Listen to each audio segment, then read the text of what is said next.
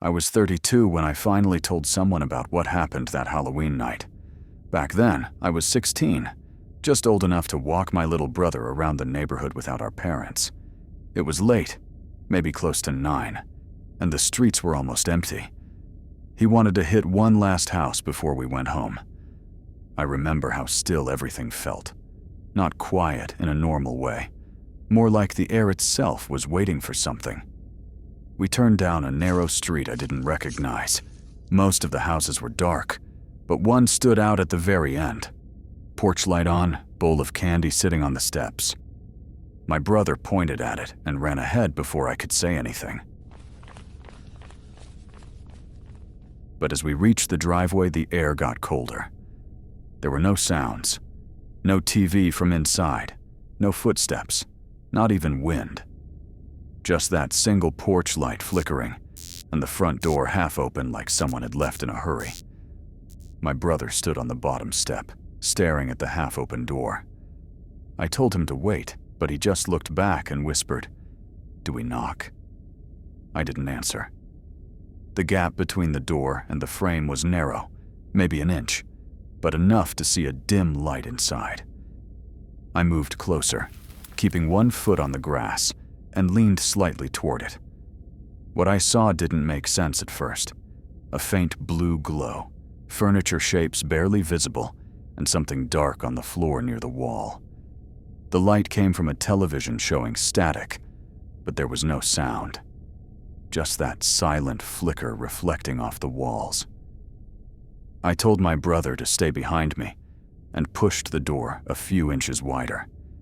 The hinges let out a dry, slow creak that echoed into the house. "Hello?" I said quietly. No answer. The air smelled stale, like dust, and something faintly metallic. The room looked normal enough. Couch, table, lamp, except for the figure sitting on the floor. It was a woman. Her back rested against the wall, her hands at her sides, her head slightly tilted forward. At first, I thought she was just asleep, but her posture was too stiff. I couldn't even see her chest move. My brother whispered that maybe she was hurt. I told him not to move. My voice came out sharper than I meant. I took one more step and saw her face more clearly. Her eyes were open, fixed on the blank TV screen. No reaction, no blink, nothing. A faint rise in her chest caught my eye. She was breathing. Each inhale was shallow, uneven, like someone half-conscious. I opened my mouth to call out, but a noise came from further inside. Something heavy shifting across the floor, scraping once and then going still. I stepped back instantly and grabbed my brother's arm. "We're leaving," I said under my breath. He looked past me toward the woman. "She moved," he said, but I didn't check. I just started guiding him down the steps. We had barely reached the driveway when the porch light flickered twice and went out completely. The sudden darkness made the yard disappear. I could only make out the outline of the house against the night sky. A soft pressure in the air followed. Then the wooden floor gave a quiet groan. Not from settling, but from someone moving carefully in the dark. My brother whispered my name. I told him to keep walking. We were almost at the sidewalk when another sound broke through. A door shutting inside. Not the front one, but somewhere toward the back. It wasn't loud, just distinct enough to make the hairs on my arms stand up. The house went completely dark. No porch light, no TV glow, nothing. I pulled him along the street as calmly as I could, but my heartbeat was loud enough that I thought whoever was inside might hear it. Halfway down the block, my brother tried to look back. I told him not to. Still, I glanced over my shoulder. The porch light had come back on, faint and unsteady, and the door now looked closed. The candy bowl was still there, exactly where it had been. For a second, I thought I saw movement near the window, a shadow pulling back from the glass. But it was gone before I could focus on it. We didn't run, but we moved fast. The further we got, the heavier the air felt, like something behind us was pressing forward. When we reached the corner, we finally stopped. My brother asked if we should tell someone. I told him no. I don't even know why. Maybe I didn't want to explain what I'd seen, or maybe part of me thought I had imagined it. We stood there for a few seconds, just staring back at the house at the end of the street. Nothing moved. When we finally turned away, I remember feeling like we'd just interrupted something. It hadn't been a prank or some weird Halloween setup. Whatever was happening inside that house felt methodical, like we'd stepped into the middle of something we weren't meant to see. I didn't understand it then, but looking back now, I'm sure that woman wasn't alone in that house. Someone else was there, waiting for us to leave. We didn't say a word the rest of the walk home. My brother didn't even finish his candy that night. We just dropped our bags by the door and went straight to our rooms. I remember lying in bed, waiting for my heartbeat to slow down. Every sound in the house made me flinch. The heater starting, the pipes settling, even the clock ticking down the hall. I never told my parents, neither did he. For some reason, it felt safer to let it fade than to explain it. Within a week, I'd convinced myself we'd just overreacted.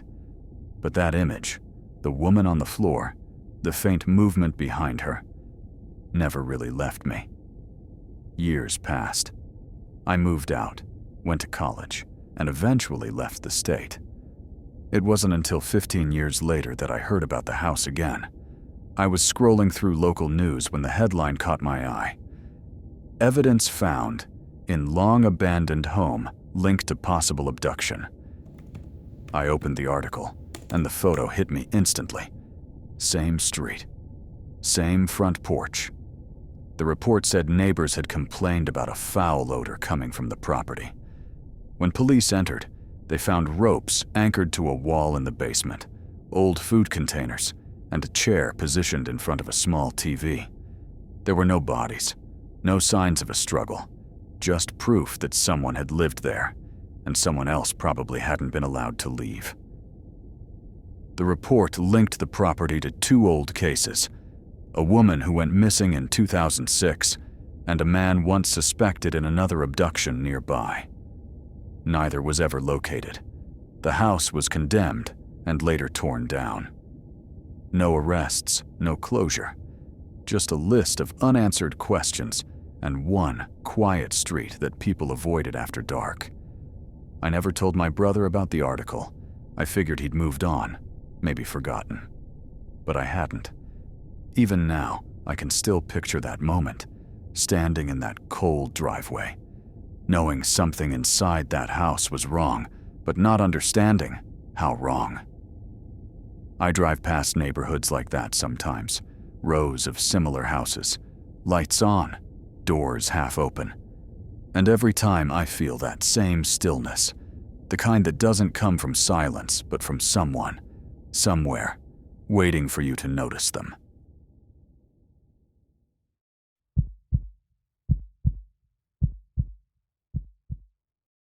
It was late, and I'd already stopped expecting anyone else when 3 slow knocks hit my front door. I figured some kid had shown up late, so I grabbed the candy bowl and opened it. A teenager stood there, wearing a black mask and hoodie. No trick or treat, no words at all. Just a plastic bag held open. I dropped a few pieces in and started to close the door, but he didn't move. He tilted his head, still staring straight at me. Before I could say anything, something shifted in the dark corner beside the steps. I caught a glimpse of another person crouched near the railing, then 2 more shapes coming out from the side of the house. I tried to push the door shut, but one of them jammed a hand through the gap and forced it open. The teenager stepped forward, and all 4 of them came inside before I could react. One grabbed my arm, another slammed the door behind them. I stumbled backward. the candy bowl spilling across the floor. That's when I realized they were all wearing masks, different shapes, same black color. None of them said a word. They spread out as soon as they were inside, silent and coordinated, like they'd done this before. One stood by the door, another near the hallway, blocking any way out. The fourth stayed close to me. I didn't move. I could hear my own breathing, the soft rustle of their clothes, and nothing else. It was the kind of silence that makes every small sound feel loud. When one of them reached into his pocket, I thought it was for a weapon. Instead, he pulled out a roll of tape. The sound of it tearing cut through the quiet. Before I could react, they had me against the wall, wrists bound tight, tape across my mouth. The material stuck to my skin and pulled at it when I tried to speak. I stopped struggling. They weren't hitting me. They weren't even yelling. They just stood around me. 4 people in masks, watching. I didn't understand what was happening. If it was a robbery, they weren't taking anything. One of them started walking around the room, glancing at things on the shelves, picking up small objects and setting them back down. Another leaned against the wall, arms crossed, just observing. Then came the sound of a phone unlocking. A soft click, a faint screen glow. Someone was recording. The light of the phone illuminated their masks for a second, reflecting off the black plastic. They were calm, almost methodical. I tried to ask what they wanted, but my voice was lost under the tape. The one closest to me crouched down. His breathing was heavy, steady. Through the eye holes in his mask, I could see movement, not emotion, just focus. He stayed like that for a few seconds, then turned his head toward the others. A low chuckle came from across the room. It wasn't mocking. It was familiar. Too familiar. I knew that sound. The kid in front of me lifted his mask halfway, just enough for me to see his face. The sight hit harder than anything they'd done. It was someone I knew, someone I trusted. The laugh I'd recognized belonged to him. He smirked, like it was supposed to be funny. The others followed, removing their masks one by one, revealing faces I'd never seen before. My friend, if that's still what he was, looked at me, expecting a reaction. Maybe shock, maybe relief. He told me it was a joke, nothing serious. They'd wanted to scare me, that was all. His voice sounded nervous now, less certain. None of them were laughing anymore. I stayed quiet, eyes fixed on him until he finally looked away. For a few seconds, no one moved. Then he said they were leaving. They walked out without another word.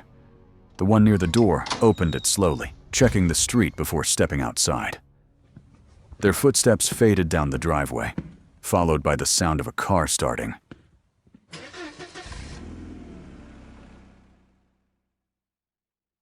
When the engine noise disappeared, the silence came back, deeper than before.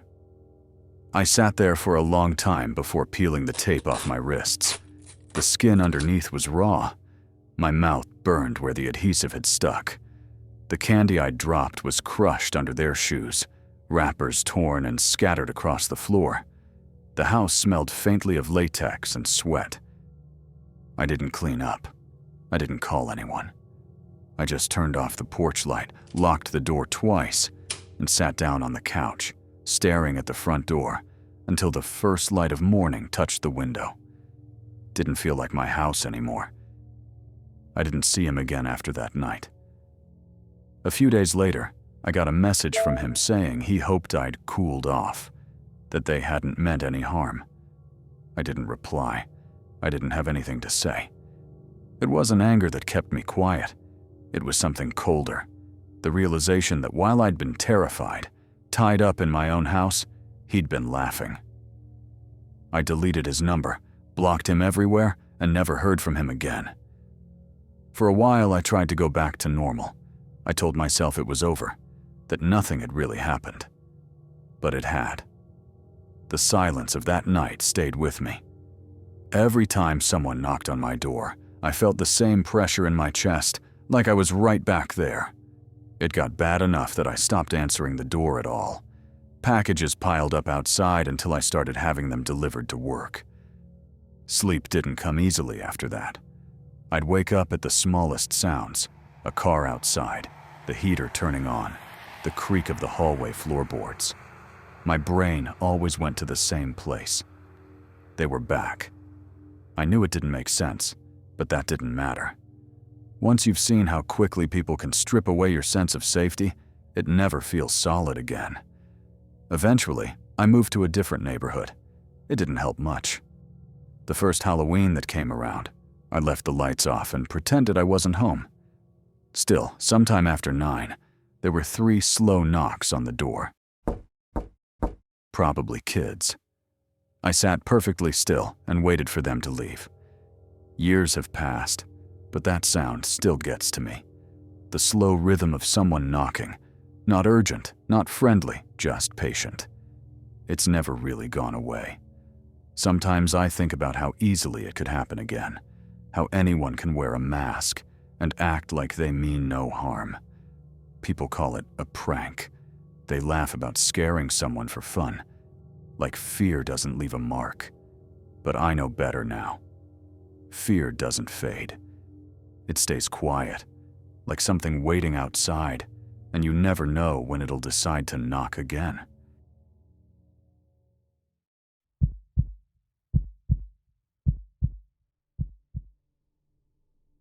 The street was packed with kids, voices bouncing between houses, plastic buckets clattering against driveways. My daughter ran ahead with her friends, her small witch hat tilting every time she laughed. I followed a few steps behind, keeping her in sight while pretending not to hover. It was one of those perfect suburban Halloweens. Noisy, bright, harmless. At least that's how it looked. Halfway down the block, I noticed a black van parked near the corner. No decorations, no lights inside, no movement. The back windows were covered with newspaper, edges peeling slightly from the glass. Probably someone's work van, I thought. But when we turned down the next street, there it was again. Same color, same dent near the rear bumper. I slowed down without realizing it. My daughter turned and waved for me to hurry. By the 3rd street, I was sure. It wasn't just a similar van. It was the same one, always waiting where the street ended. Engine off, lights out. I told myself it was nothing. I didn't want to scare her, but I couldn't shake the feeling that every time we moved forward, someone inside that van was watching where she went next. I kept watching it between houses, through the gaps where fences ended. It never moved, but somehow it was always in front of us. I knew the streets well enough to realize there was no quick way for it to get around that fast. Whoever was driving it had been following since the first block. My daughter didn't notice. She was too caught up in the lights and noise, calling out, "Thank you," to strangers as she stuffed candy into her bag. I forced myself to smile when she looked back, but my chest felt tight. I checked my phone for the time just to have an excuse to stop turning around. It was 8:47 p.m. Not that late, but the crowd had thinned. At the next corner, the van had parked closer. It was angled toward the sidewalk, the front wheels turned slightly in our direction. The headlights stayed off. The shape of a person was barely visible behind the windshield, still as stone. I didn't want to alarm my daughter, so I told her we'd skip this side of the street and head for the next one. She didn't complain. She just ran ahead toward a house with orange lights hanging from the porch. While she climbed the steps, I stayed at the curb and kept my eyes on the van. It hadn't moved, but the sliding door on the passenger side was cracked open an inch. No noise, no movement, just that thin, dark line that hadn't been there before. Something inside me switched from nervous to alert. I took a few steps toward the driveway, pretending to look at my phone, and watched for any sign of motion. There was none. The air was still. heavy with the smell of burning pumpkins and cold asphalt. I could hear muffled voices from the kids by the door, the sound of candy dropping into buckets. Everything else was dead silent. When my daughter came running back, I took her hand without explaining and told her we were going a different way. She looked confused, but followed. I felt her tiny fingers wrap around mine as we crossed to the other side of the street. We walked faster. Every few houses I glanced back, expecting to see it again, and I did. Always the same distance behind, always parked near a corner, always turned toward us. Eventually, she tugged at my hand, asking if we could stop at one last house. I wanted to say no, but we were only a few blocks from home. I told her this would be the last one. She smiled and sprinted ahead. That's when I saw it again, this time only a few car lengths away. The van had pulled up beside a line of trash bins, half hidden from the streetlights. The sliding door was open wider now. Inside was nothing but black. I started moving before I even realized it. My daughter was halfway up the driveway, waiting for someone to answer the door. The other kids were a few steps behind her. I could feel the cold air against my neck as I walked, the kind that makes you aware of every sound around you. From the corner of my eye, I saw the faintest movement inside the van, a shape shifting, slow and deliberate.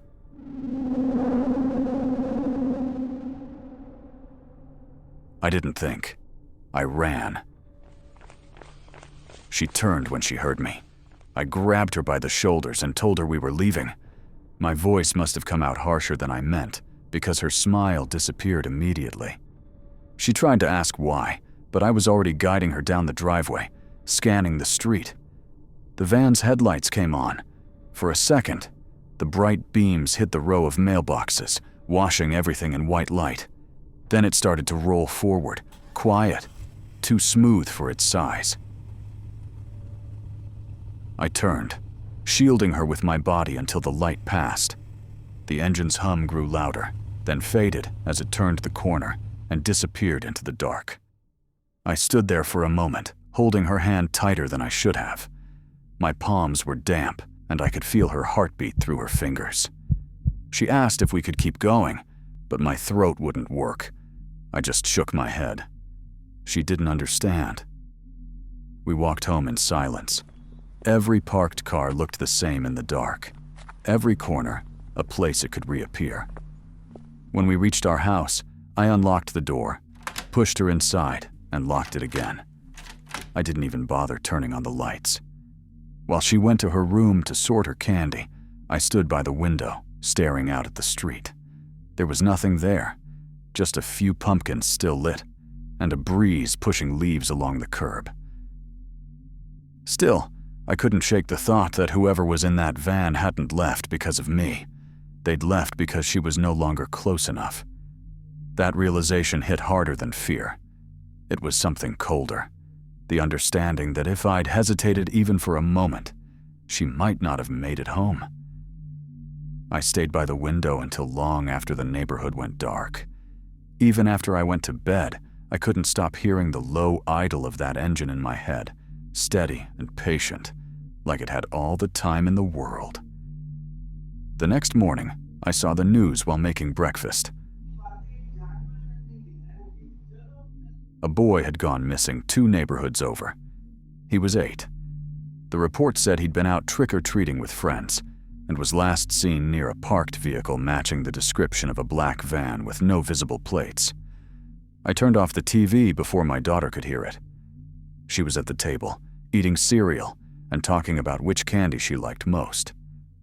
I nodded and smiled when she asked me something, but my mind wasn't in the room. I kept seeing that sliding door, the faint shape of a hand inside, the slow turn of the headlights before it drove away. Later that day, I walked her to school myself. She skipped along the sidewalk, still in her costume boots, singing to herself.